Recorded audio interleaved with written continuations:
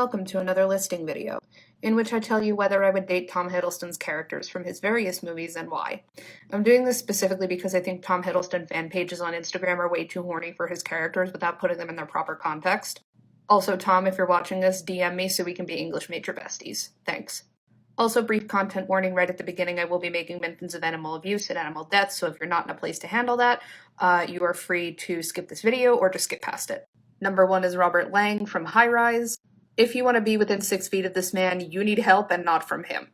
The movie started off with him, a psychologist, hunting and killing a dog and then spit roasting it in an on-fire garbage can.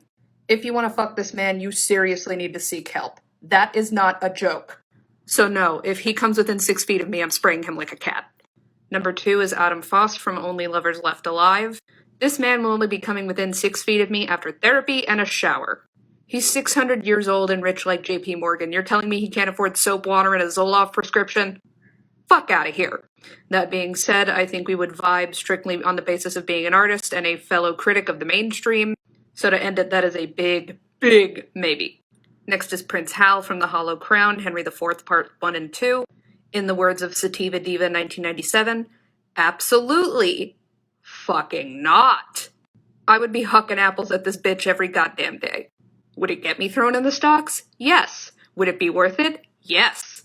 I'm not gonna have some frat boy fucker reigning over my depressed peasant ass.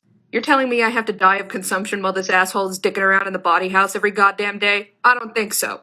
Like, based on looks and energy alone, he can get it, but like, is he going to appreciate me? Is he going to cherish me? Is he going to devote his heart to me? I don't think so. So no, I will not be blowing kisses at him, I will be hucking apples at him. Next is Thomas Sharp from Crimson Peak. Listen. If he was not a sister fucker, he gets the green light.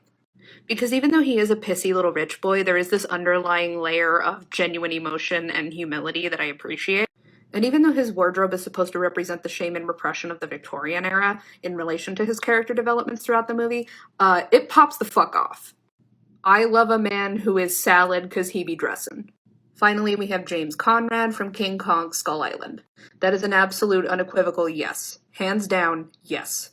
In the movie, this man not only survived a war zone, but also an active, ongoing attack from pterodactyls and dinosaurs while being surrounded by flammable acid gas. And he has proven that he can fix a boat made of absolutely no boat parts.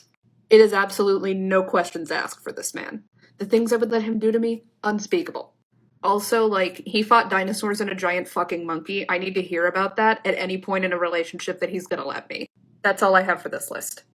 Hello and welcome to another listing video in which I tell you whether or not I would date Tom Hiddleston's characters and why. Part 2.1, Movie Loki Edition. First up, we have Loki from the first Thor movie.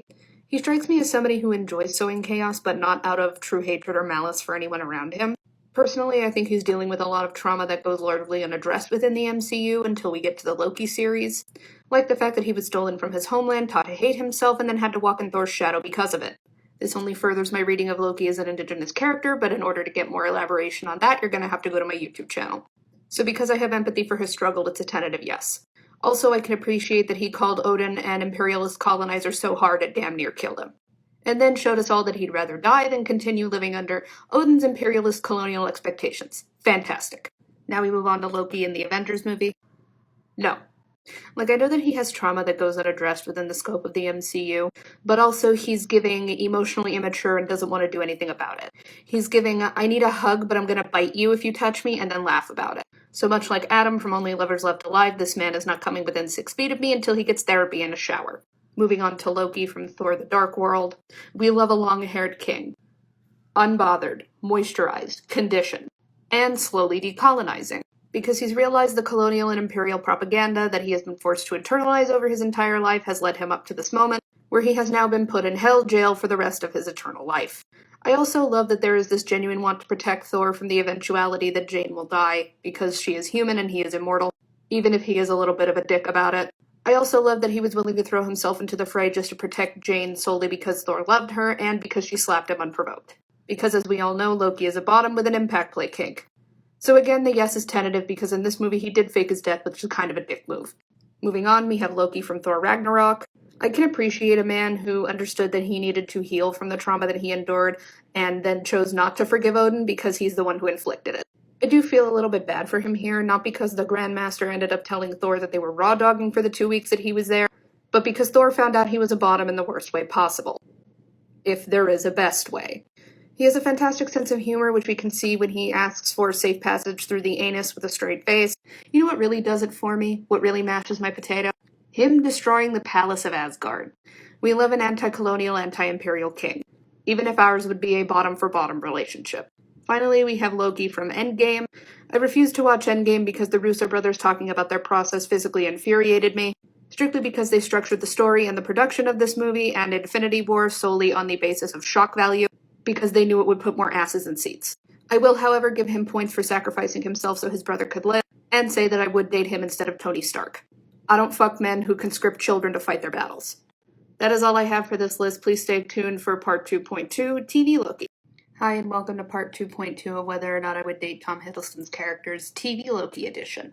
Right up front, apologies to Tom Hiddleston because I will be getting a little blue collar in this one. Sorry. Still want to be besties, though. Number 1, we have Loki from the Loki series. The answer is yes, no questions asked. Actually, I will be asking one question, and that is me asking Mobius whether or not I could take his boyfriend to dinner. This man went the fuck through it, and he came out on the other side with a newfound appreciation for emotional vulnerability and trust. He is well on his way to being the most fully evolved version of himself, and I want to support him any way I can, even if that means I have to join a throuple with him and Mobius. Next, we have Sylvie. Again, the answer is yes. She will, however, be the Tammy 2 to my Ron Swanson.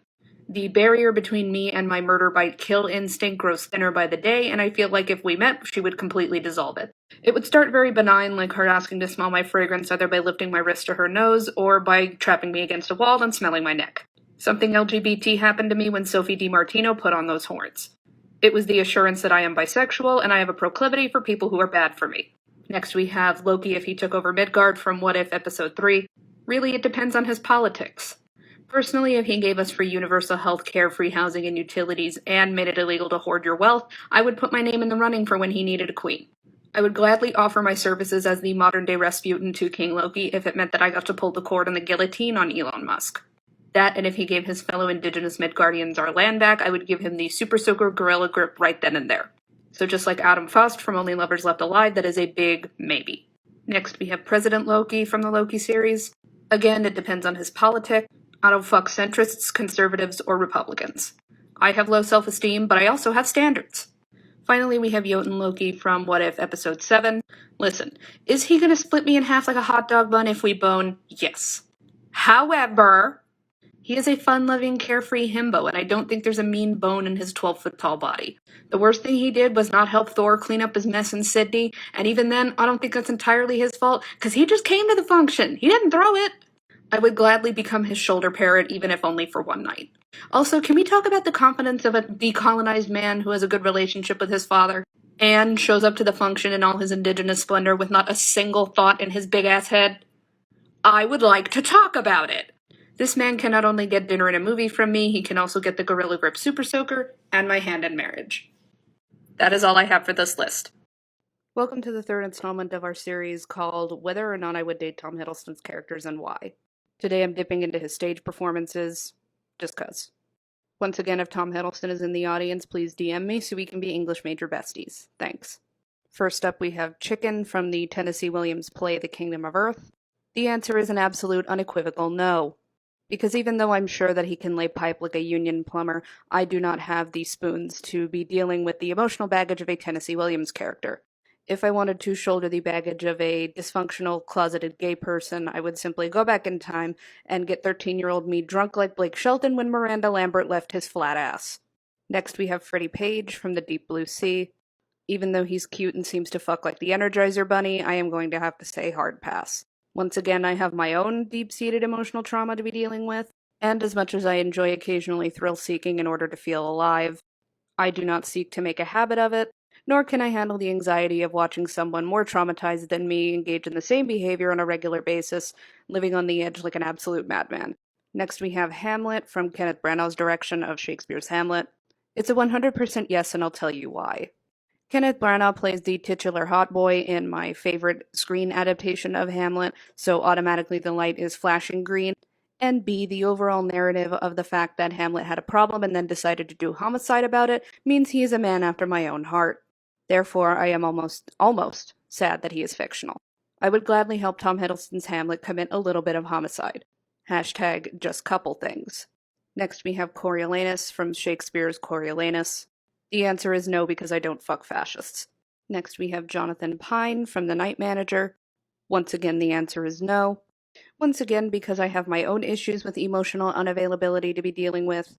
And as much as I would like to pull a Taylor Swift and knowingly enter into a relationship with someone who is just as emotionally unavailable as I am, I simply do not possess the patience.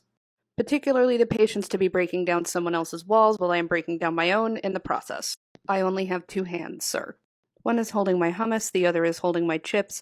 Neither have any room to deal with whatever you've got going on over there.